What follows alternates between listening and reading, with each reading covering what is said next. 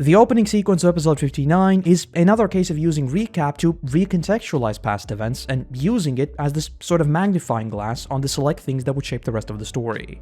We open with the entire Attack Titan succession of Kruger, Grisha, and Eren, and most of all, focus on his pursuit of freedom. But as a dissonant chord plays, we fade on over to Hanji talking about how Eren was able to command Pure Titans, aka introducing his other Titan, the Founding Titan.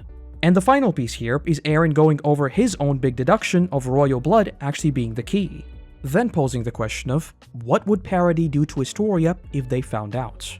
And the very final thing we see here is Kruger seeing future Eren's memories. So with just a couple of scenes, we now begin to focus on the three major keys that would define most of the back half of Attack on Titan. Usually with these episode recaps, you'd sort of expect them to more so focus on the things that would be important for this episode. But really, looking at the episode on a surface level, we don't. None of this Titan stuff, again, on the surface, is important for this episode. Like, think of it this way, if this episode's recap was about Eren and Armin's book, you probably wouldn't even bat an eye, right? Instead, we focus on the Attack and Founding Titan's memory shenanigans and royal blood to enable said extensive memory shenanigans. All set not to triumphant music that would tell us that Parody would now begin to liberate itself, but rather an eerie piano. I think this is one of those things that really illustrates just how well executed that slow shift in themes was throughout. It feels like the story was always about fighting for our survival, and all of those detours were just facing yet another foe. But here, even armed with an extra Titan and infinitely more knowledge than we could have ever dreamed of back in Season 1, there is no real moment of victory. If anything, there now seems to be something far more dangerous within that knowledge. And I think it's Kruger's final words that really spell all of that out. He talks about Armin and Mikasa, people who are not even born yet. And without skipping a beat, we fade on over to the sunset that then fades into Armin's book. Almost as if to tell us that the future, it's already written. And again, in this very episode, we see the convergence of all of those three keys and what that means for the future. As for the title of the episode, Beyond the Walls, know why it's called that? That's right, because we, the viewers, are not on Parody, we are beyond the walls. Did you already forget? Moving into the episode itself, we open with another brief sequence of the secret briefing. They talk about how the Eldian people, or subjects of Ymir, are the enemies of the world, saying they can't make this public or it would throw the walls into chaos. And right away, I want to go on a fun little tangent, because you hear a lot of this kind of stuff with these secret pieces of information. But I've always wondered, is this even true? As in, has there actually been a single piece of information that has caused some kind of mass panic? Especially if that spread of information is facilitated through, like, legit channels and not like 15 layers of detached theory making. Back in 2020, for example, even in the thick of the unknown, you didn't have any kind of mass panic in a, well, expected form.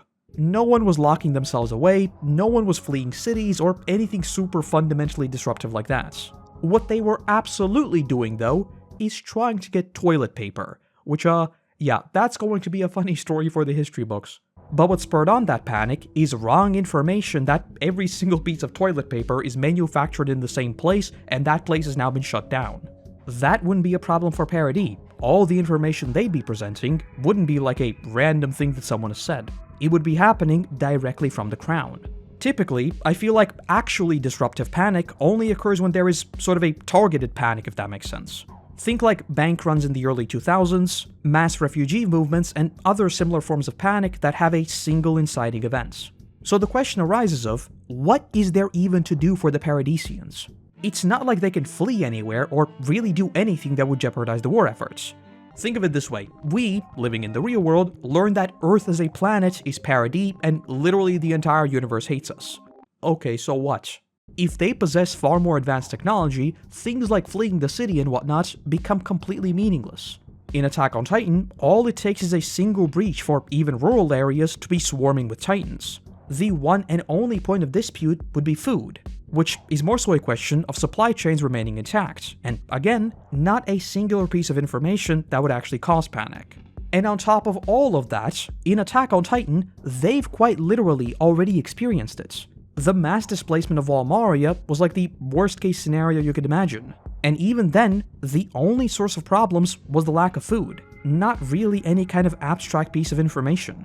My point being that this trope of "this information is too dangerous" shows up a ton in fiction, but almost every single time I can't help but stop and ask, okay, but is it really? I think for there to actually be panic, it must be like something that is immediately tangible for a vast majority of the population. Learning that they are the enemies of the world isn't really tangible. If anything, I think you should be worried about people even believing it, which is actually exactly what we see here. Historia and Pixis say that if they kept this from the public, they'd just be repeating what the fake king did and the coup d'etat would lose its entire purpose.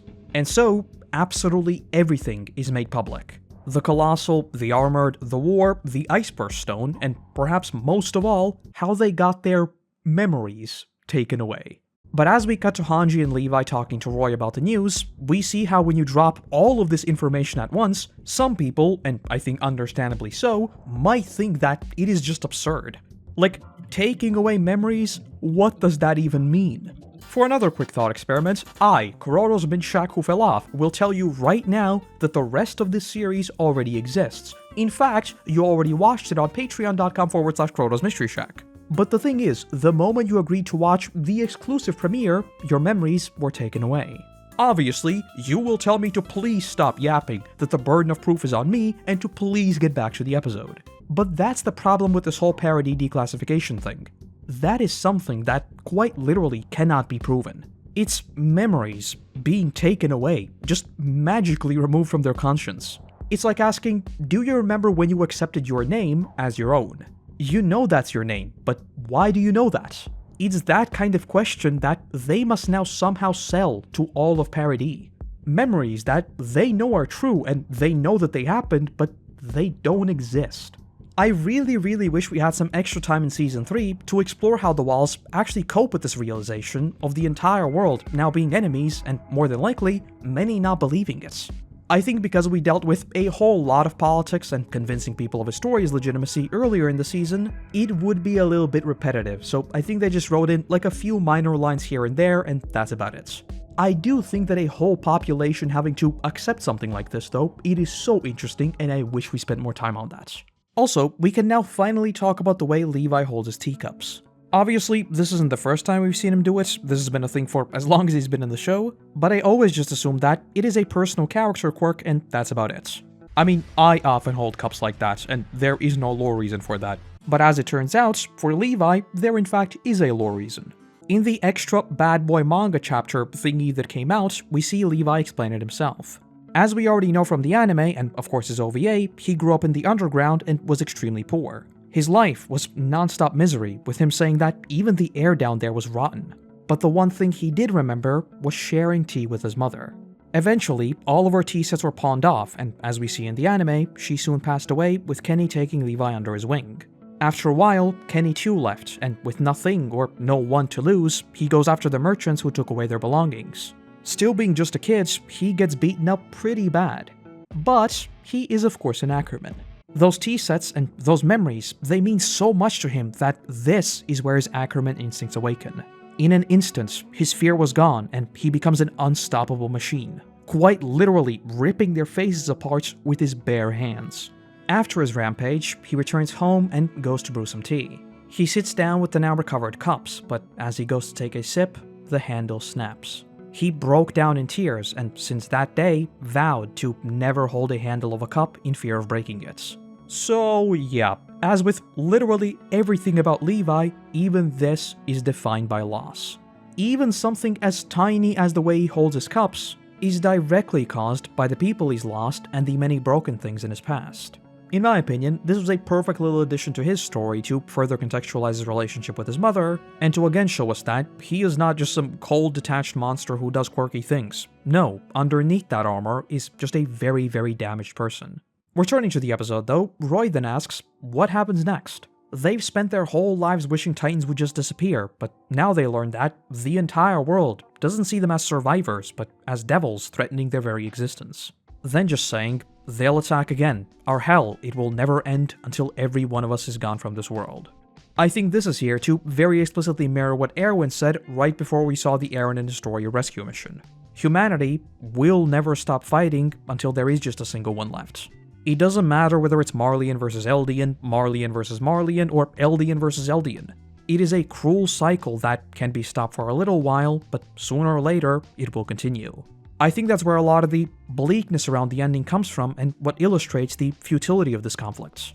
The world faced a war that was so bad it might as well have been a mass extinction event. You would think that after witnessing something like that, the horror of war would be etched into their minds forever. And that is doubly true because most of the world wasn't even taking active part in that conflict. It was a comparatively tiny point of dispute that ballooned to engulf the entire world. You would expect the next generations to police each other to ensure that nothing like that could ever happen again. But it does. Titans or no Titans, it is bound to repeat. We then cut on over to the palace, and it's here where this episode really begins. But before we get to that, note Sasha sitting down because she was the most injured out of everyone in the squad. Once again, big thumbs up for consistency and very nice attention to detail. Though Hitch then arrives, saying she wanted to congratulate them on the medals. Clearly, she meant to be here for Marlowe, but with him now gone, Jean is the next best thing to at least talk about him. Jean was of course the one to gamble on the two of them in the first place, so out of everyone here, I think he is definitely the closest to her. And so, he immediately says that Marlowe was brave until the very end. Flock also echoes the same thing, saying even as they were on the brink of defeat, he never faltered. Both of Hitch's VAs absolutely knock it out of the park here. That ever so slight shakiness and those brief cracks in her voice are such a great, subtle, and most of all, realistic addition here. And the few lines of, "That's why he never listened to a word I said," oh boy. I think Marlowe and Hitch's entire relationship is a really good showcase of the unseen side of Attack on Titan. There are countless lives that were abruptly cut short, stories left incomplete, and things left unsaid. In Erwin's charge, we saw countless soldiers lose their lives, but it is also just that, countless. We know that each had a life that is just as complex as our own, but it still feels abstract in a way. So having Marlowe and Hitch's relationship as this sort of touchstone for the unseen stories, I think creates a really strong emotional resonance even with the countless faces we never knew. And of course in retrospect, it elevates that emotion in what was already a legendary sequence even further. Doubly so considering it also mirrors Eren and Mikasa stories. Only problem is, being the wannabe Giga Chad that he is, Flock then adds that, in the end, he regretted being there, causing Hitch to immediately pull away. Naturally, Jean just says that you didn't need to say that, but old Ripsaw Hairman says that they need to tell the truth. Armin picks up on his subtext, that of course being that, Armin is alive and Erwin isn't. And so he says that, you're right, Erwin should have lived. We've talked plenty about this before, and we'll talk about it plenty with the series finale, but obviously, Armin is more than aware that he cannot replace Erwin. And to be honest, I think for him, it's not even about replacing Erwin, it's about replacing a human life, period. It being Erwin just makes all of that even worse. The dub also slightly changes the wording here that, in my mind, makes Flock sound even more harsh. You should be dead, and Erwin should stand in your place. Swapping out should have been brought back with should have been dead just feels a lot more accusatory and offensive, if that makes sense. But with both what he said to Hitch and now Armin, I think this is another case of Flock just not being able to distinguish between being honest, even if it is harsh, and being needlessly cruel. Erwin's speech was blunt, extremely harsh, extremely cruel, 100% honest, but also necessary. During that mission, there simply wasn't any room for doubts. They had to know that each and every one of them, including Erwin, were going to give their lives. Not in an abstract sense of dedicate your heart, but literally, we are charging into our deaths. But here, throwing out some Marlowe didn't want to be there or telling Armin that everyone is asking why Erwin wasn't saved is not just needlessly cruel, it is also counterproductive. There is a fine line between not pulling any punches and not sugarcoating things and simply being an insufferable that no one wants to be around. With situations like this, Flock is the latter. His single biggest problem, that we already talked about plenty with Levi's choice, is not being able to see, any nuance. You can't really fault him for that, considering his first ever mission was all about just throwing lives against the wall with zero mercy, but that is the thing that defines the rest of his story. Here he says that Eren was just emotional, and the only reason why Armin is alive is because he was his best friend. But as soon as Eren feeds into his fantasy of a stone-cold Giga Chad, Flock becomes his biggest fanboy, personally delivering his signature jackets. His problem is that he perceives this lack of humanity and coldness as the ultimate form of strength, when it simply isn't. He idealizes the Shiganshina version of Erwin, the Erwin who, again, threw hundreds of lives in the meat grinder without even knowing what the state of the mission is on the other side of the wall. But what he never saw were those conversations with Levi, his relationships with Mike and Hanji, and most of all, his pursuits of just knowledge. His life was never one of a war. Whenever possible, he opted for the diplomatic approach. He made compromises, he cooperated with people he might not see eye to eye with, all with the understanding that with humanity at each other's throats, no progress will ever be made. I see a lot of people saying that Floch is some dedicated patriot and that he is the only one speaking sense. But after living through Erwin's charge, there isn't a single thing that comes out of his mouth that is his own independent thoughts. Erwin is the first idealized gigachat whose ideology he simply adopts. Everything he says and does becomes just a reflection of Erwin's death charge speech, even if it makes no sense.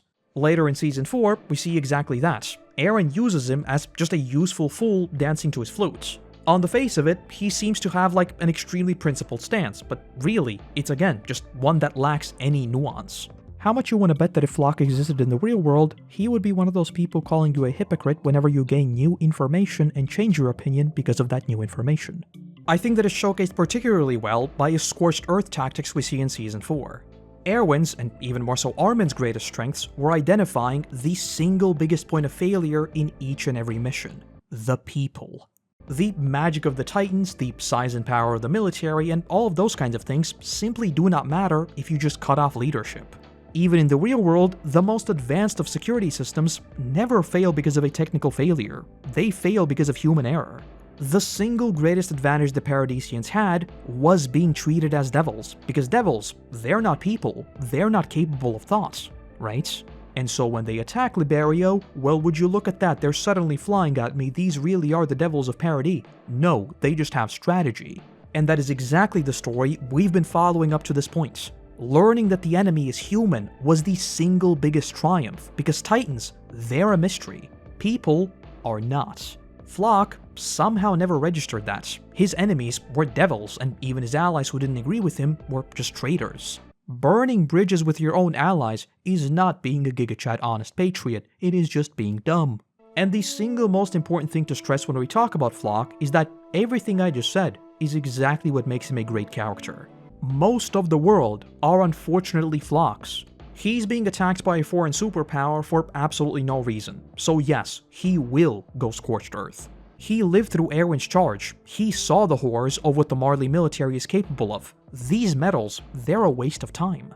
When we talk about him, we have the privilege of being a third-party observer with perfect information. We can see that his perspective is also extremely shallow and completely unproductive. We've seen the journey of all the characters, we know how important morale is, we know the extent of most of the Titan powers, and we know that there are countless innocent lives that he simply cannot see. From Floch's point of view, the only thing he has seen is war. Speculating about these peace deals is insanity. From our perspective though, we know that Paradis, and more importantly Eren, they hold all the cards.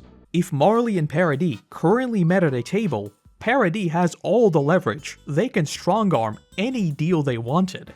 More on that in Season 4. But Eren then goes to threaten him, only for Mikasa to hold him back. Problem is, Floch just cannot keep his mouth shut to save his life, and says that even Mikasa gave up eventually. Which, yeah, you shouldn't have said that, it's time to lock in. She removes her hand from Eren's shoulder, maybe as a green light for Eren, or maybe because she was about to give him a bonk herself. But before she can, the only one who is actually level-headed steps in. Jean tells both of them to shut up and that this is a service for their fallen allies, and that Floch is just being, well, an insufferable. But Floch just cannot shut up, so he keeps on ranting, saying that they need to tell the truth or they'll end up with cowards like him in their ranks. And finally, he says something that is absolutely valid. But also, only because Erwin and eventually Eren gave it validity. Throughout the story, we see how the scouts go from being treated as the most useless of the walls and essentially just throwing away lives, to easily the most respected, with Eren's Titan obviously playing a massive role in that. And by Season 3, that is even further legitimized with Historia and everything we saw at the start of the season. The somewhat unaccounted for externality in that is a sudden boost in patriotism and the desire to sign up for the quote-unquote heroes of the walls. Keep in mind that before the events of the story, the Scouts hadn't achieved anything. Like, literally, nothing at all. Now, on the other hand, everything that has been achieved in the story has been because of the Scouts. The influx of new recruits is the likes of which they had simply never seen. Signing up to the Scouts, thus far, was always treated as just signing away your life. Problem is, the reason why Eren's unit has lasted this long and why there weren't any cowards as he describes it, isn't because Eren was some magnificent gigachad picking just the finest. It was because he was baiting out traitors. The fact that only a handful of, let's be real here, insane people remained was the goal, because that wasn't recruitment. It was a mousetrap. And on top of that, both Pixis and Erwin would later purposely leverage Eren as a public display of strength for absolutely everyone. Earlier in the series, we talked about the Scouts doing their own propaganda because that is effectively what it is. Eren's Titan changed the narrative they were telling. But what was omitted was, well, a lot actually. Most of it, actually. This war was only declassified at the end of Season 2, way after Eren's first squad was obliterated, and Levi's squad was obliterated, and Mike was obliterated, and a lot of people were obliterated. So yes, what Flock is saying here is correct. They need a speech like Eren's in Season 1 to actually pick out people who know what they're signing up for. But that is the lack of nuance we're talking about here. Because that speech, it wasn't even intended to be that. The outcome of there being cowards in their ranks is propaganda. Unaccounted for propaganda, but still propaganda. This kind of turnover for the Scouts always existed. Eren's squad is like the only one for which it didn't. The problem is that Flock built up his entire perspective of the Scouts based on the single biggest abnormality, not just on Paradis, but literally the entire world. Before the story started, characters like Flock, they simply wouldn't have survived. Even looking back at some of the canteen scenes, Flock seemingly never even got the memo that the Scouts were a death sentence. Seeing the faces of the Trust survivors is probably like the first time he actually thought about like, maybe what they saw was actually really bad. Even characters like Marlowe and Hitch had seen a whole lot more than him. So yes, once again, it is all about perspective, or in this case, just lack thereof. Armin too is of course not immune to bias, so we see him continue to fall deeper in that lack of self-worth. Again, I think the exploration of this in Season 4 is easily some of the most realistic I've ever seen in any media ever, so we'll get to that in due time. But here, Eren just cuts him off saying they don't know what's right or wrong, and that the sea is just beyond their grasp. And also note that when Eren talks about not knowing whether it is right or wrong, we zoom out to see Levi standing behind the pillar. Considering it's almost word for word what he told Eren in Season 1, it does kinda seem like a bit of a dad moment for him. And I mean this completely seriously, I do think that he is proud of them. Just like we saw with the goofy little Astoria punch, I do think that considering everything they've been through together, he's just happy that they're still alive.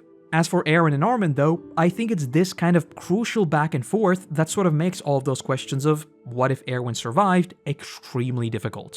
Back in Shiganshina, Eren kept stressing Armin's dream, saying how without it, he'd lost all purpose. He was just vengeful to the point of being self-destructive. Much like we'd see with Reiner's body, refusing death for as long as he had people to protect, it's really hard to say whether a quote-unquote vengeful Eren without Armin would even be more vengeful than what we saw in Season 4, or would he just completely fall apart? You'll have to wait until my What If Erwin Survived video to hear my take on that though. But the greatest scene here has to be Eren being almost giddy in excitement, just listing off everything from Armin's book. But suddenly, we flash to a scene of the wall. But not the Paradis one, the Liberio one.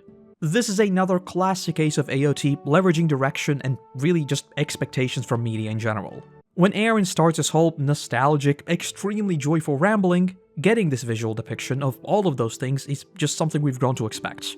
It's just how TV works, the obligatory flashback.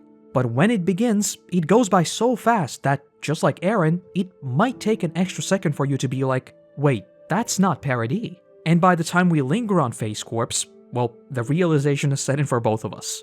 We focus on his eyes that are now wide and staring into nothingness, his dad's memories acting as this almost cold shower moment. But because this is Attack on Titan, we don't even get to linger on that because we immediately cut to the ceremony along with Eren's narration. The line of, "What did we really find in that basement?" is a pretty tropey one, but it definitely encompasses the Pandora box type reveal that it turned out to be. It wasn't the promised answer to everything or some single definitive truth. It's, well, the world.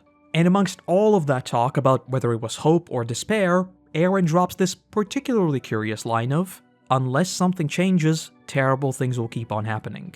If I could change something by giving my life, I would give it 100 times over." And he says this just as Historia steps up to him. Stop right there because it's time to lock in.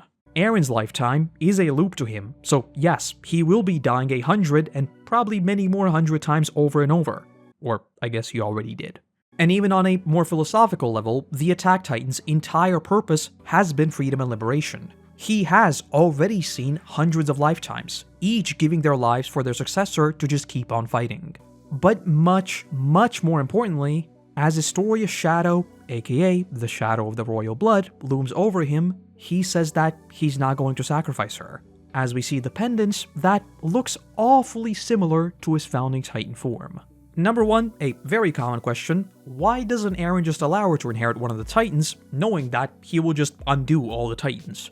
And the answer is actually very, very simple. Attack on Titan is not a quantum multiverse. Eren isn't going back in time and testing outcomes per se. He can see if any of the things he saw in his future memories ever change, which they don't, as he would later say himself. But he is bound by the founding Titan and by his own nature. So the reason why he never does that is, well, because he would never do that. Yes, from a in-universe magic sense, he theoretically could have done that. But he never wanted to risk it, and so he never does. Eren wrote his story without ever sacrificing Historia, so no matter what happens, no matter what kind of future he sees, he will never do that. And saying that, number 2, by choosing not to turn Historia into a Titan, he is also giving up on the pseudo-diplomatical routes that Parody had been abiding by thus far. Up to this point, the rumbling was just a bluff, but the founder was held by the royal family. So from a purely international diplomacy point of view, it was a threat that policies were built around. We of course know that there's the vow to renounce war, yada yada, but that's not important now. The point here is more so about how if Historia had inherited one of the Titans, Parody could have had instant access to the full power of the founding Titan. They could literally bring a few dozen colossal Titans to the negotiation table. They could contact every single Eldian in the entire world and whatever else they wished. In that scenario, the rumbling would of course still be a tool of deterrence. But with Historia now being capable of actually using it, I think they would have pressed diplomacy a whole lot more. And keep in mind that even if they didn't want to sacrifice Armin for her to get the Colossal, remember that they also have Annie just sleeping in their basement. Who knows whether it's possible to actually get through the shell, but there absolutely were other options of leveraging a full founding Titan even before Marley could do a single thing to retaliate. But again, because Eren just refuses that on a principle level, we get to number 3. The pendant, one that just so happens to look like his founding Titan form, tightens around his neck like a noose. With him not wanting to take away Historia's independence, he is doomed to the rumbling.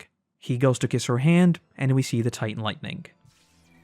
Eren, どうして泣いてるの? 忘れたのか。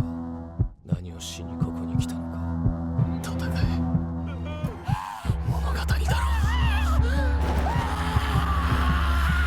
戦え。戦え。いってらっしゃい、エレン。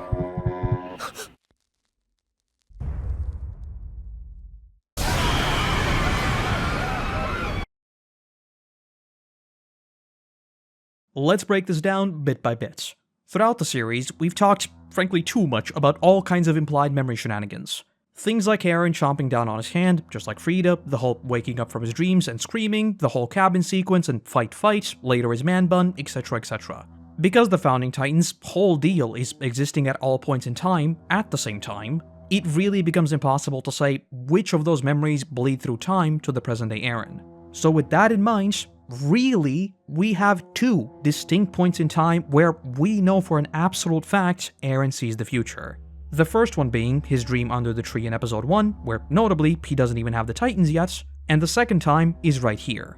He sees the memories of Grisha and the Crystal Catacombs, but memories that are also shaped by himself in the future. If you take away all the artsy editing, what we know he sees is strictly Grisha's point of view while also hearing his own voice pushing him to fight. Which, by the way, it's also important to note that Grisha's role here is also recontextualized. This time, we see him actively begging Frida to do something, anything. So as of now, it just adds another small mystery on how and why did Grisha exactly snap. We of course see what and why in Season 4. Spoilers, it was Eren. That's the scary part, because Grisha did ultimately give up. He said, I'm a doctor, I can't do this. And then Eren himself told him to get up, and then, we saw what happened. Another thing to note here is that final close-up on Frida's purple eye. As we've talked about before, I think purple/violet tones in the series are all used in that historical royalty sense. Or, in this case, the Founding Titan. It's also why we see Grisha's eye briefly turn purple after he chomps on Frida.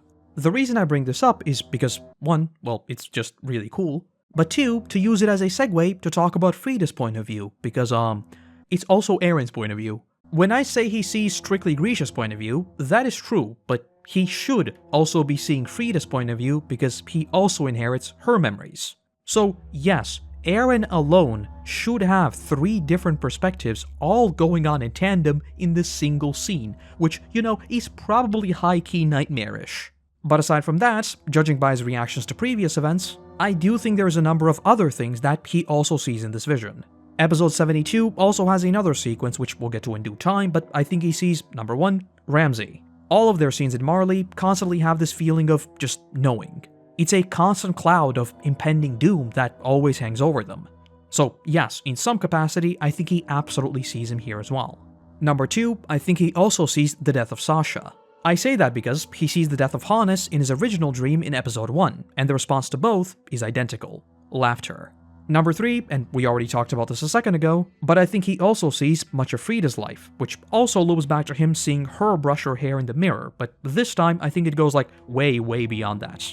Number 4, I think he sees the entire Zeke exchange along with Ymir and at least parts of the rumbling. And actually, let's just stop right there. Basically what I'm saying is, I don't think he has the knowledge of absolutely everything as people often joke about, but I think he sees a ton beyond just the exchange in the Crystal Catacombs. And most of all, I think he also sees a number of completely inconsequential events in just the next couple of months. I think it's seeing those events come to fruition with 100% accuracy that makes him just progressively more and more depressed. And on top of that, even if on a subconscious level, this is the Founding Titan memory soup that makes it impossible to really feel anything. For him, there is no longer any past, present, or future. Everything feels the same, as if perpetually stuck in this sense of deja vu. But yes, when I saw the scene for the first time, I did lose my mind. I had no idea what was going on. I thought he saw everything. I thought he saw the future. I thought basically, it's over and that Season 4 is just gonna be like a mess of Eren going through time. To be fair, it kind of was, but it also wasn't. We then hop on over to the quite odd eye-catcher simply titled Plans for the Future. The number one question that arises here is, who is it written by? Especially considering it is written almost as a letter in the first person. I think the most obvious candidate is Historia, and this is a letter for the people of Paradis. It's very diplomatic, it is hopeful, and it definitely sounds like it's coming from a leader addressing their people. Alternatively, this could also be a sort of a promise from the scout regiments, as in their united message to the Queen and to the walls. So most likely, it'd be written by Hanji. Or could it also be Eren? A letter left behind when he already departs for Marley. Its tone definitely sounds like a mixture of still trying to figure out a different way, but also one realizing that the future is the one he's seen in front of him. Most likely it's just a story though. Returning to the episode, Armin's narration fades in as we see the winter time. So yes, we are definitely dealing with a time skip. The narrator angle is also definitely played up here. He even goes as far as to describe how the flowers were in bloom and butterflies dance between them. Definitely seems like Armin is pulling a Bilbo and sitting down to write the Shingeki no Kyojin. Sorry, I know it's already been a couple weeks, but I can't get it out of my system. Thematically though, I think it's just showing us this brief moment of respite, of a beautiful spring after an incredibly harsh, in this case metaphorical, winter. When Erwin said that the goal of the battle in Shiganshina was to completely beat the other side, he was right. The loss of the female Titan, the loss of the Colossal, and subsequent defeat of the Armored, the Big Monkey, and Cart, it left Marley scrambling. They might have this small victory in recapturing the job, but in their own words, the Colossal was their god of destruction. The female Titan was the most versatile to send in for covert attacks. And at this point, they kind of have to assume that Annie too is probably dead. Also, there's the shot of a dude with a comically big backpack, which is just funny and goofy. We also get these gorgeous but tragic zoom-out shots of Shiganshina, finally allowing us to truly grasp the sheer scale of destruction left in their wake. All the buildings leveled by Zeke, the buildings leveled by Reiner's and Eren's battles, the lines of ash left by Bertolt's, all contrasted by this blossoming spring. And the music here is just so sad, but also so triumphant. It really embodies that sense of, after giving up so much, we won. Roughly a year after what had been called humanity's first victory. And as if you couldn't get even more literal, we then get the shot of, literally, a new sunrise dawning on Paradis. And with that, our future historian announces, 6 years after the Colossal's first attack, the scouts ventured beyond Wall Maria. Also note the return of the cursed CGI dudes. We get this beautiful, dreamy shot of Armin noticing the seagulls, but also notes how Eren is cold. And this is something I think needs to be stressed. Nowadays, we are totally used to Eren suddenly 180ing and him being completely detached from reality. But remember that on initial viewing, some 2 minutes ago, we were listening to him cheering about the outside world. I think that scene was deliberately there to show us that it's not just Armin who holds on to that childlike wonder of the sea. Eren did as well. Clearly nothing terrible happened over the past year. It's been peaceful and they could finally rest. But when the seagulls fly overhead, Eren doesn't even look up. This switch up in Eren is instant, and in classic Attack on Titan fashion, you are left to put together the pieces. Suddenly, a red flare is fired, signaling a Titan. Only, there is no intensity whatsoever, because we just see this single, sad-looking Titan crawling toward the walls for what has clearly been entire seasons.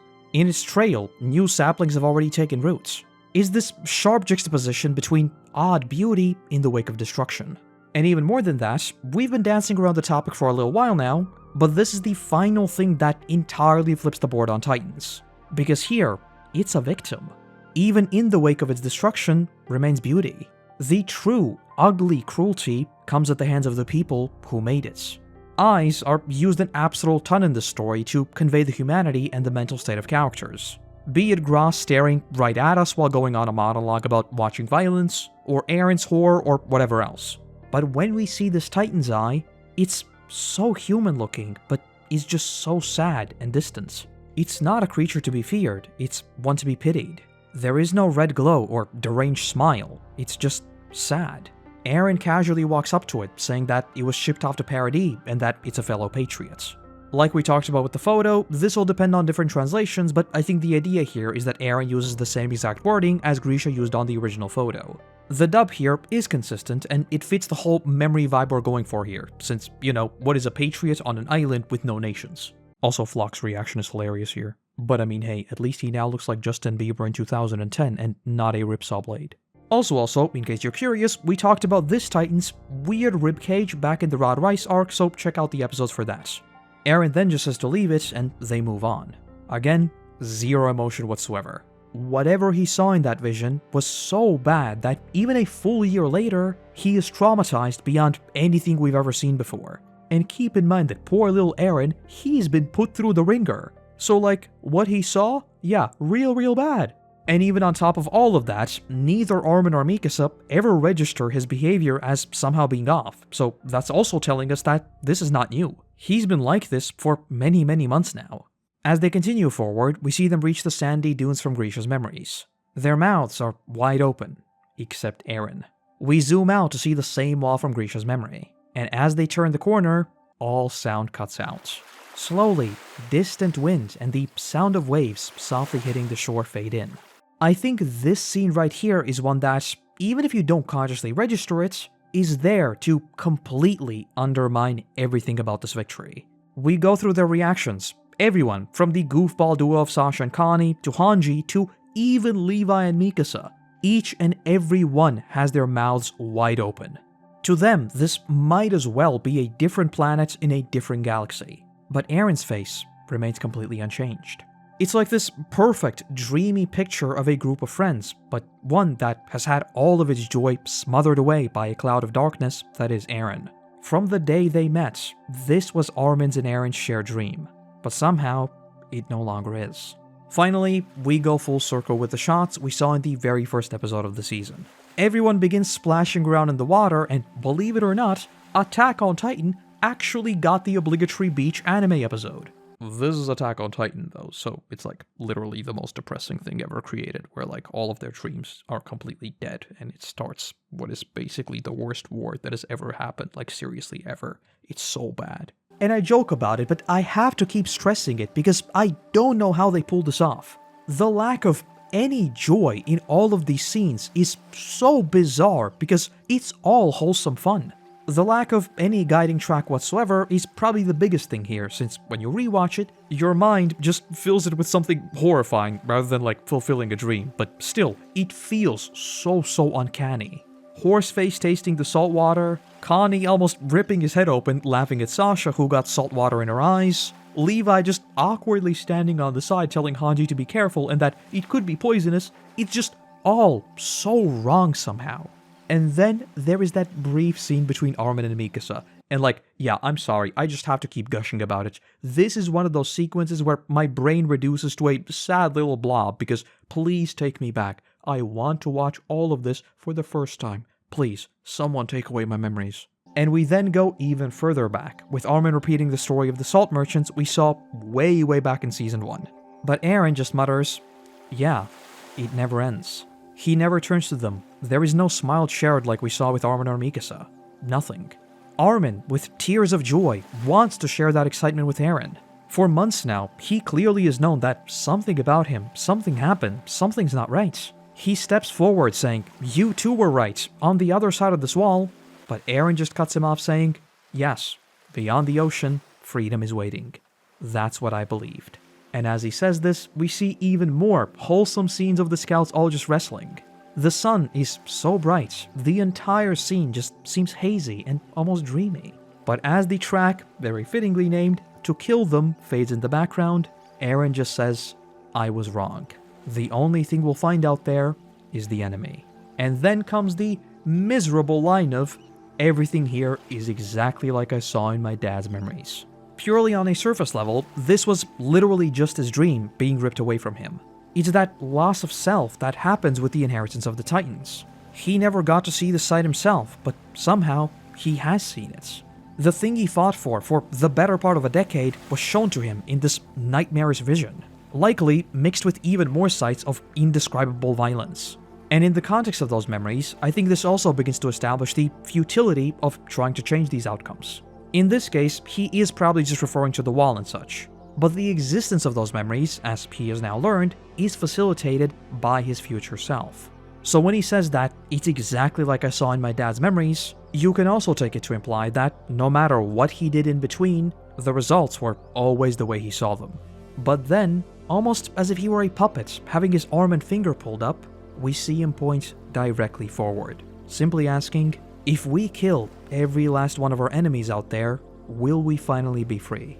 And I mean, do I even need to say anything? Even rewatching it for the 55th time, just how, for lack of a better expression, empty this finale is, it's beautiful. It's such a powerful emotional moment of finally reaching the sea, but not just did it not matter, we somehow made things worse. Throughout the series, we've talked a lot about the death of dreams, right? Just about every single character in the series who has vocalized some kind of explicit desire has died and had their dream crushed. And well, here we are. That said though, I do think that Eren and Armin are meant to pretty clearly illustrate directly opposing worldviews here. For Eren, it just meant nothing. As with much of Attack on Titan, it's a deeply nihilistic perspective where reaching those dumb dreams will always turn out to be the worst thing that could have happened to you. You won't be fulfilled. You will simply feel empty. You won't get to rest. You will now fight in perpetuity for something greater. Always telling yourself that once you reach it, you will stop. But you never will, because you never did.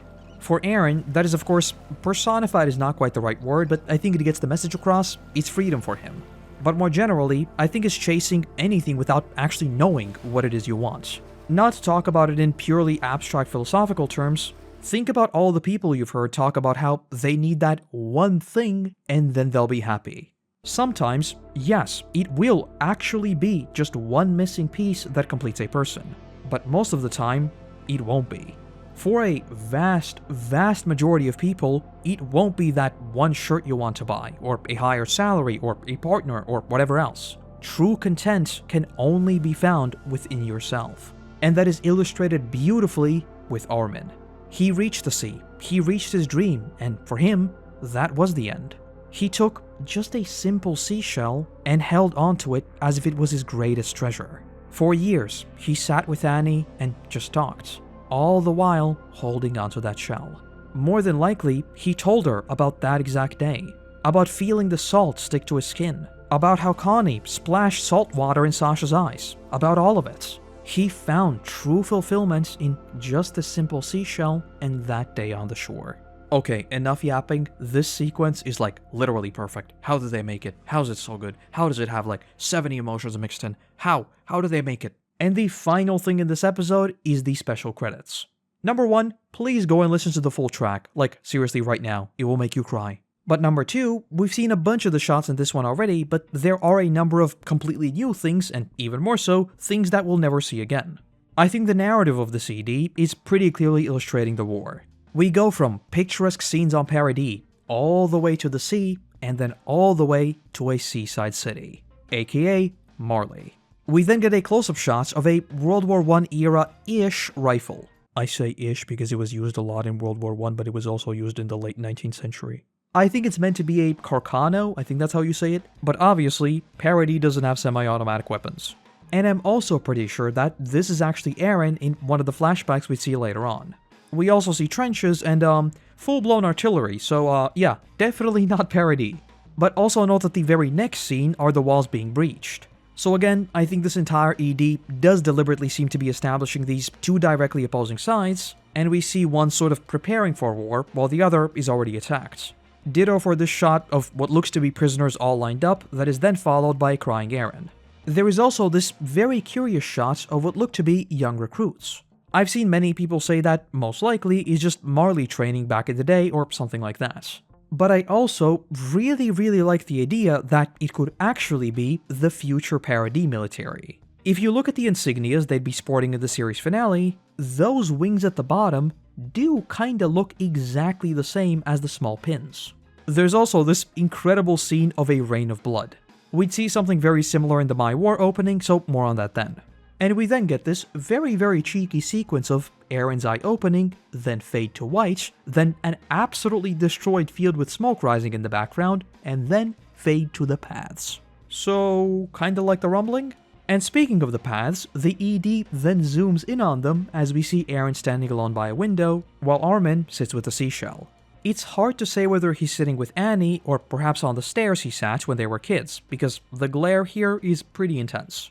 But again, I think it's just another case of showing us the different lessons that they've learned. Armin cherishes that experience. For Eren though, he just started round 2. And with that, that is episode 59, and that is also season 3. The reason why I'm not in front of the camera right now is because, well, you can look at the video length. It's been a fun week for me. But yes, I'm incredibly excited to jump into season 4, and maybe at the start of season 4, we might even have a few back-to-back Attack on Titan videos. I've been sketching in a few scripts, and maybe it's going to be possible, who knows. With all that being said though, now it's time to set off for the other side of the sea. So, I hope to see you back as we continue overanalyzing Attack on Titan. And that's the video. Yes, this is still the same recording, no more yapping. All of my links in the merch store is in the description, and with that, I want to say a massive thank you to our current patrons and YouTube members who allow me to produce even more of these for you all. And let's also give a warm welcome to the newest member of the team, Circuleline. I've got no idea how you say that, I'm sorry. But without you, there'd be a whole lot less of my rambling, so seriously, thank you. Other than that, I want to say thank you very much for watching, I hope you have a great day, and hopefully, I'll see you in the next one. Bye-bye!